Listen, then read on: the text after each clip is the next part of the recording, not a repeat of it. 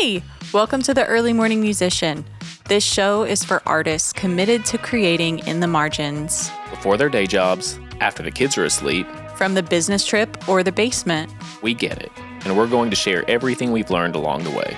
Welcome to The Early Morning Musician. Let's do this. You want to start us, or you want me to start us? You go ahead. All right. Welcome back, guys. Early Morning Musician episode... Maybe this is 9? 10. This is 10. Is it? I just put 9 in the computer. No, because this is 10. Okay. Double digits. We're here in the double digits until we hit triple digits. 100. That'd be crazy to have 100 of these. Guys, welcome back. We wanted to take this episode to talk a little bit about being critical of art, specifically other people's art, being a music snob. And if you are a musician and you have ever created music or wanted to create music, I feel like everyone has the phase of being critical. You know, when you begin to think that you know what's good. And I feel like the first side effect that you can visibly see is when you, as a musician, think that you're too good to listen to the radio. You know that phase? Like when you become a hipster and you're like, I'm so hip, I don't listen to the radio. I don't think people say hipster anymore. What do they say? I don't know. Guys, what's Gen Z hipster?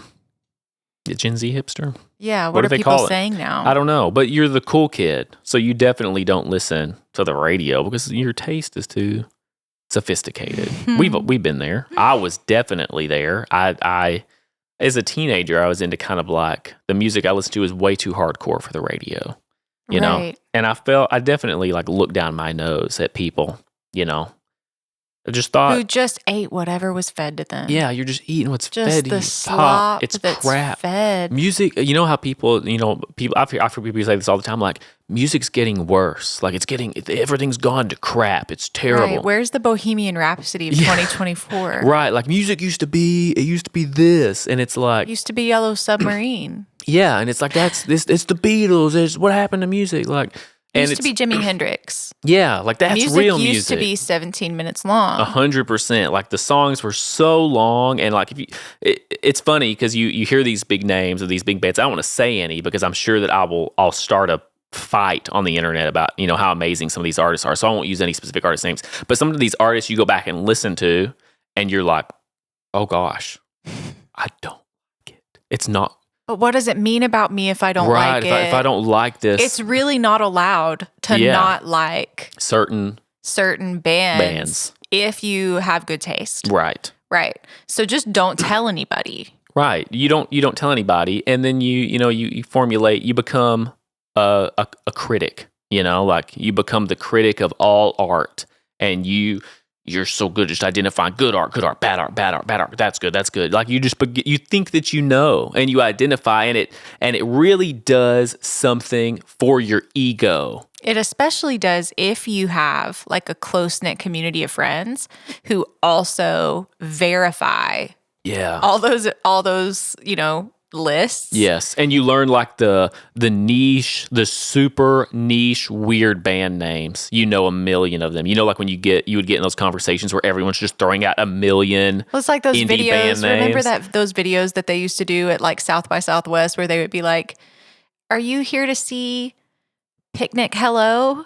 No, and it would I don't remember that. It would be like a fake band, and no one wanted to admit that they hadn't heard of it. They would. It was at maybe it was a South by Southwest. Was it? Well, at least one of them. I was thinking it was like Bonnaroo or something, or maybe they did that. What's that other one that all the cool kids go to? Coachella. They were walking around at Coachella and they would make up the band name. It feels like it was maybe on like Jimmy Kimmel or something. They would like make it up, and they were so like, good. "Oh my gosh, like I love that!" And they would just like make up an album name, and like I just love that one song. People would go crazy with the lying. Yes, the lying was so extreme, and it was like. But that it's just like it's in you. Like if you like music, it's just like an easy, especially if you make music, it's like an easy thing to fall into. Like I want to be the obscure thing. I listen to only bands that no one knows, and it really inflates your ego, and you really become like more and more and more critical of artists and art, and like nothing can please you. No one's good enough. But what I've seen time and time again, and I'm guilty of this as much as anyone is guilty of this. And I have to say that I am too, because when we were dating, I specifically remember making Ryan some mix CDs, and I wrote on one of them, you guys, I was a teenager, okay? Gosh. I wrote on one of these, "This is for your own good." Wow. What? You did. Stop. You barely knew me and you did That's insane. That was crazy. That's unhinged behavior. You did that. But I liked it. And like, it was good. It was good for me. I learned a lot of cool stuff. But this is what always happens, though, is you become hypercritical of all art, picking artists apart. But what ends up happening is then the day comes when you're like, okay, I'm going to create.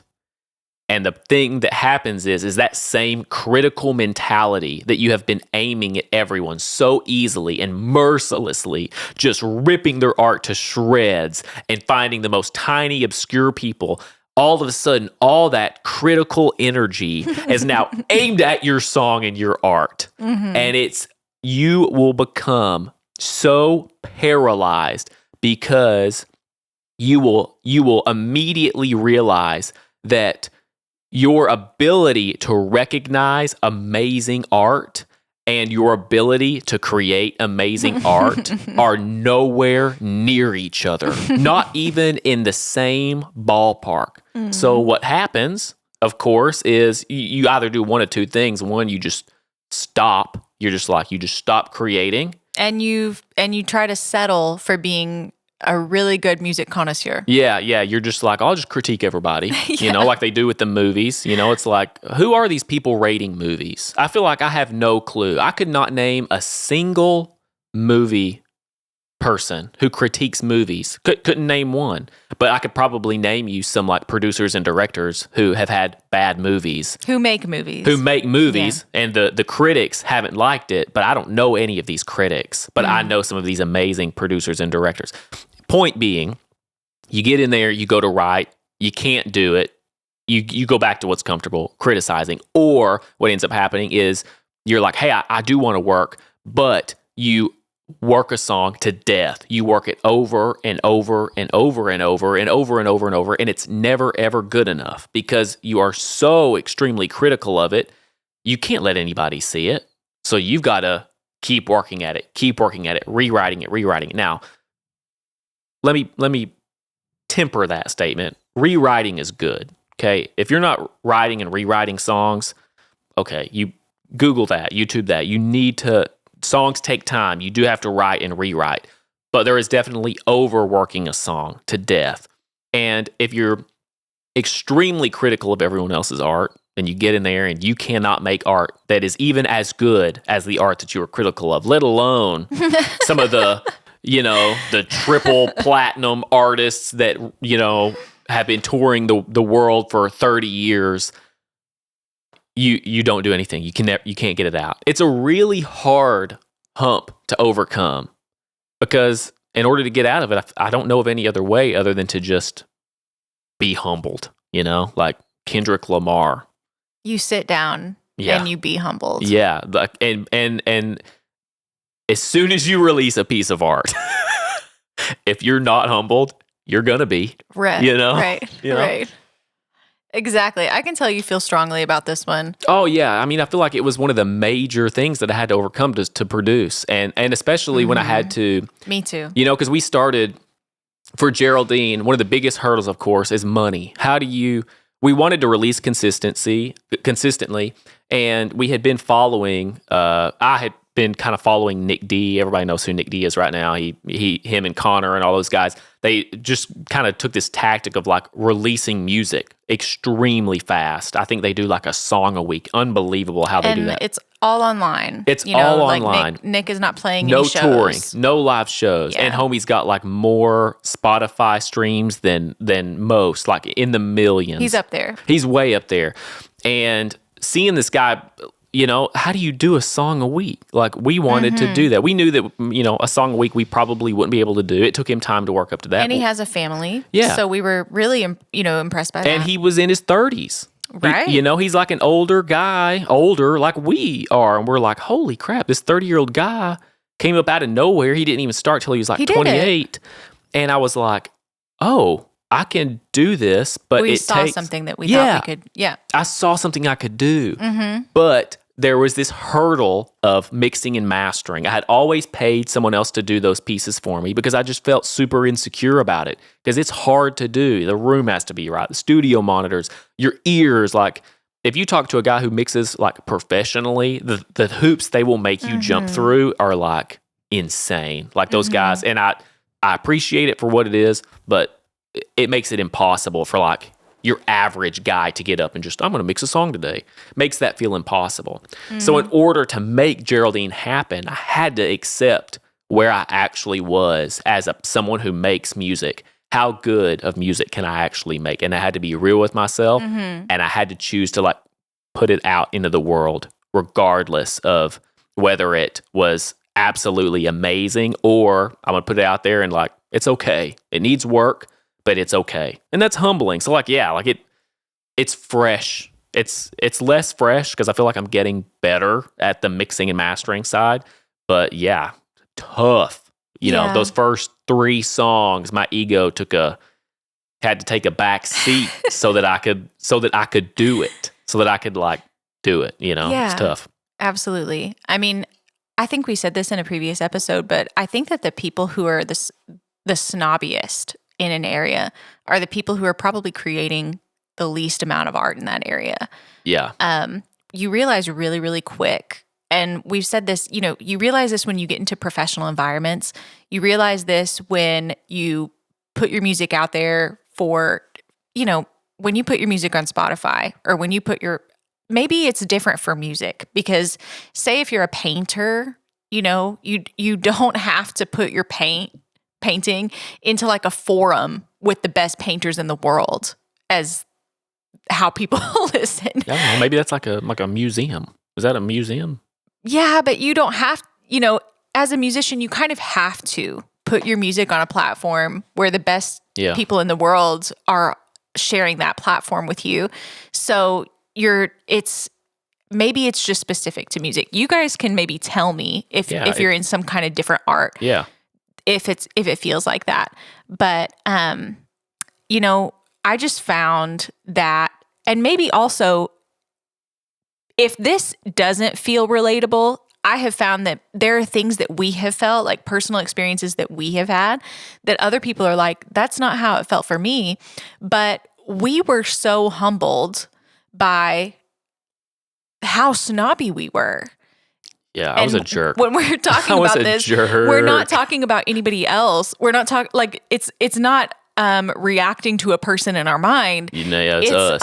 It's like my own thing in there. Right. And so when we have stuff like that, we assume that other people are also like that. But I really think that Gen Z is less like that. Probably, maybe. It feels like, when we were growing up in the 90s, everything, body image was different.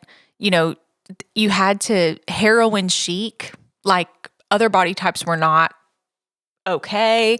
It was just different. And I think Gen Z is so much more open and like, we love a little bit of everything.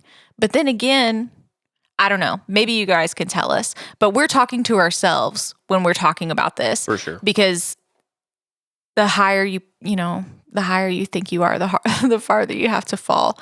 And it took like 10 years maybe for us to be comfortable with being just okay in public. And I think that maybe the way that media, like the preference in like pop culture right now for like what people are wanting is different, and it's making it easier because they are wanting something more authentic.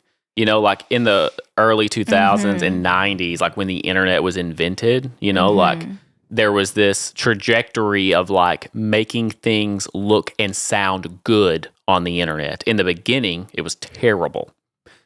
YouTube videos, terrible. And we saw this like growth into people had nicer and nicer cameras. Technology become cheaper and cheaper and cheaper. So things looked nicer, things sounded nicer. Microphones are more readily available, interfaces, software. So as like the internet grows and the industry booms, there was this race to like, how do we make things look and sound amazing? But what eventually happened is it becomes so nice that it becomes sterile. You know, sterile sounding things and sterile looking things. And we were there for like a minute. I feel like we were there for a minute.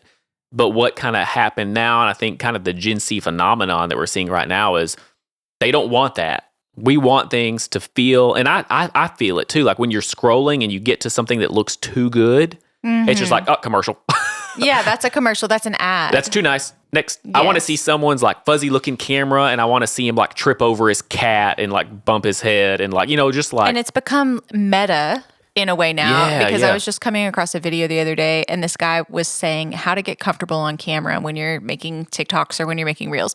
And he had a bathrobe on, like a fuzzy bathrobe, and he was sitting in a messy house, and he was like, do it like this. And then when you press record, grab like your drink and like stir your drink and take a drink so that the person feels like they're on FaceTime with you instead of that you're making a pitch to them. 100%. It's becoming a strategy, and eventually it'll probably swing back the opposite way, because that will start to feel manufactured and fake. But at least right now, people are much more open to things that are not manufactured and are not perfect. I wonder what like like I was talking about how the internet rose and media becomes so clean and so sterile that it becomes that. I wonder what it looks like when the pendulum swings too far back the other direction. Because like right now we're headed towards like, I think we're shooting for authentic or like unplanned in media. What does it look like swinging all the way this direction where we're like, it's too much? I wonder what too much is here. Like, well, it feels like what people are really doing right now on the internet is connection. Like people really want to feel, you know, like he said, like you're on a FaceTime. Yeah. People really want to feel like there's no front between that stranger and me. Yeah. And I'm seeing someone at their most vulnerable.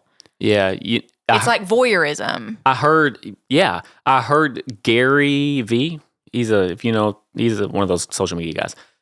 He made the statement that he thought that where the internet was headed was it was going to be live streaming of extremely normal things. And I feel like I'm understanding what he said now. Yeah. Is like, it's kind of like the other day when I was telling you about that guy on TikTok who like bought the food truck, and him and his girlfriend were like selling sandwiches now. And like their whole live stream that day was just them selling sandwiches out of a food truck. Like there was nothing amazing going on. Amazing, you know, but tons of people were tuned in. And that's what Gary Vee was saying is like, there are going to be like this push for authenticity. It's eventually going to push into the norm is like streaming. What are you doing today? Right. It's that everything is content. It's not to put on. Yeah, it's not put on. I'm not putting this on to put it on the internet, but like this is actually what's happening. And the way that plays into music, how does that play into music and art?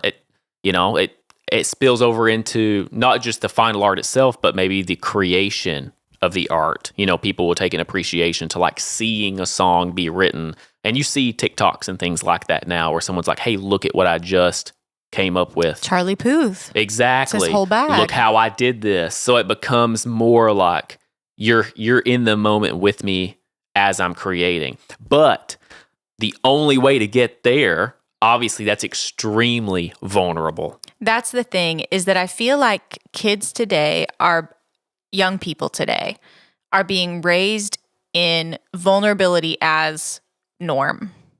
You know, like people are posting TikToks of the first time they use mouth tape to sleep.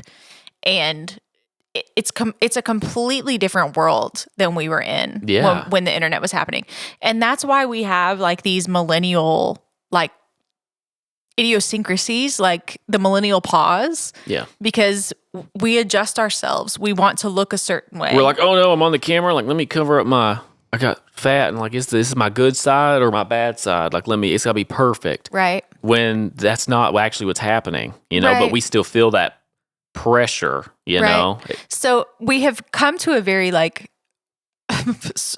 weird opposite place in this podcast where at first we were saying like, if, which is true, if you find yourself to be a really critical art consumer, then probably you're turning that hard lens on yourself in a way that makes you ineffective or it makes you slow. And it causes you to not be okay with releasing art that isn't on par with who you believe to be the best bands in the world or the only good bands in the world. But then there's also this other side that's like, maybe that's a millennial thing. Maybe it is. Gen Z and the people coming up aren't that critical like we were growing up. And honestly, like, thank God. Like, thank God they don't expect me to produce like Jason Derulo. Like, I can't do it. The guy's too, I don't know what he's doing or how he's doing it, but I cannot do that. But, right. He might be doing something different now. But like, what is he doing now? I don't know. Somebody please tell us what Jason Derulo in the comments. Please tell us what he's doing. In the comments, just tell us what you're doing. We know you're watching this podcast.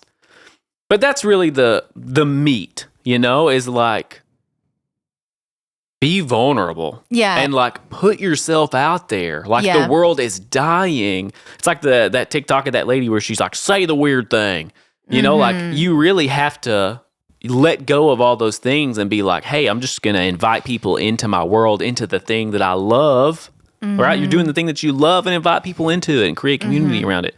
And if you can do that, what that enables you to do is like, hey, you don't have to spend all this money on a mixing engineer. You don't have to spend all this money on $1,000 microphones or $2,000 speakers. You can get out of the rat race of having the best gear of all time and feeling like you have to before you can ever create. Yeah.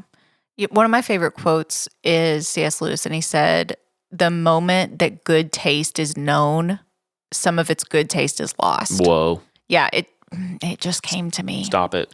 That's so, man, he was so real for that. He was good. Like, was he in Gen Z?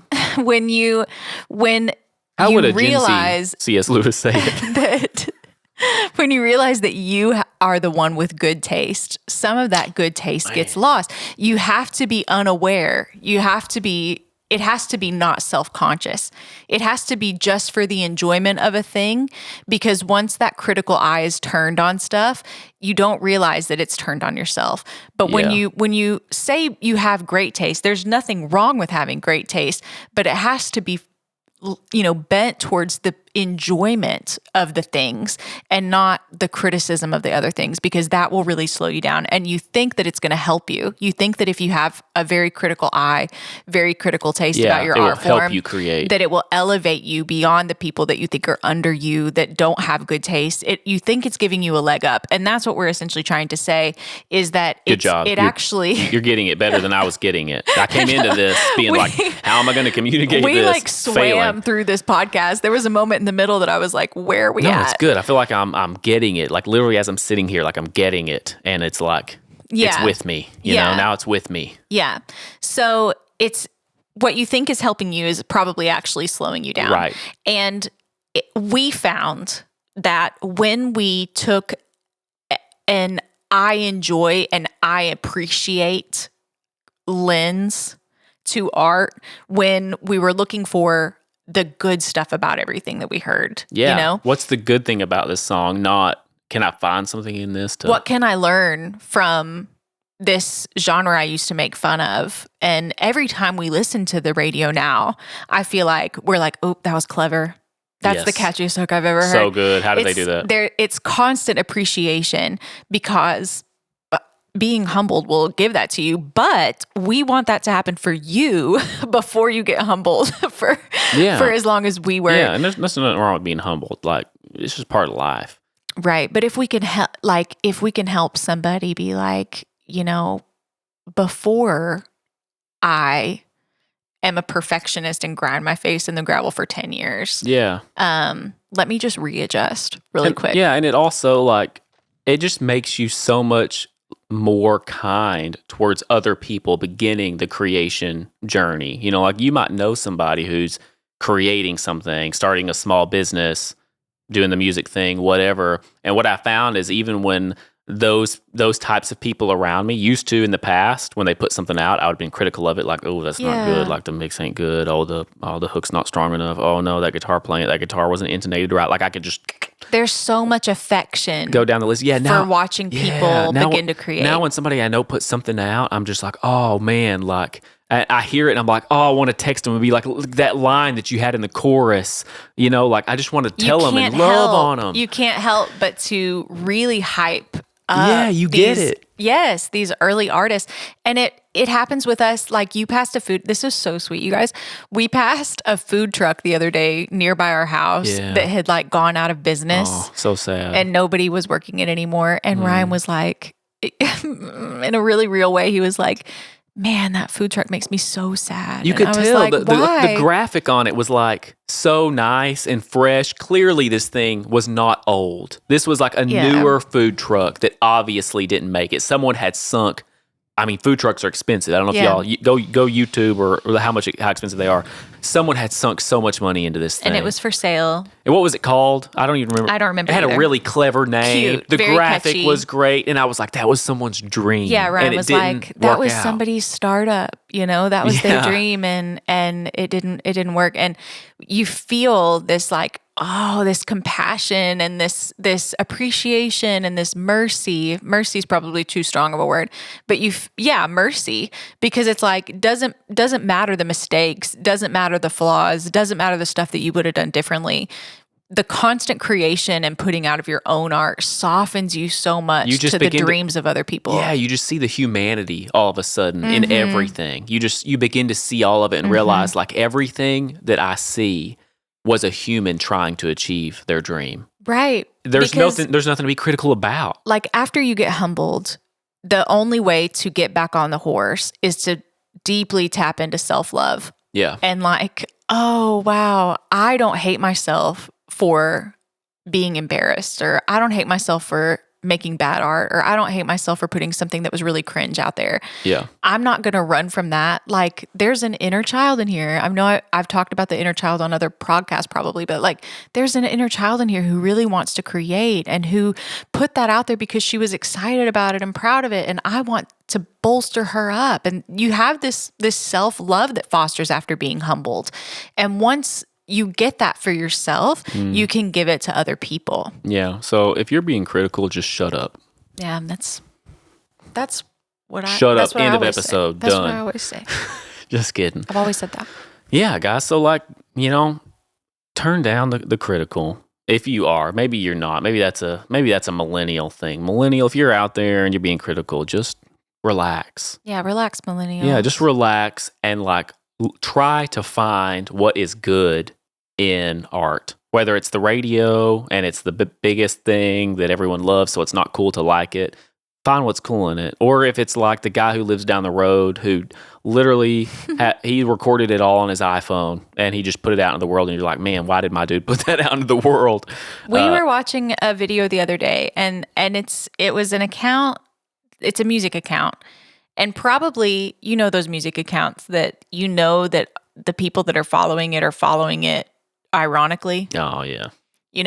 It was one of those situations. And I think in the past we would have just laughed, but even stuff like that is just like, man, I just want to see him have his dream. Yeah. I just want to see him get what he's running towards, 100%. So just love people, love art, love yourself, create, like put stuff out there. Yum, yum, yum, yum, yum. It's good, man. And once you get there, it feels good. It feels good. I love it. It's much happier here. Okay. Well, thank you guys for tuning in. We have reached, the 30-minute cap on our camera recording. We cannot physically record past 30 minutes. Well, we could if we wanted to like splice it in, but that's not authentic. This is an authentic podcast and we have 40 seconds left. So if you're listening on anywhere else but TikTok Live, like, subscribe, share the podcast. We want to have you here.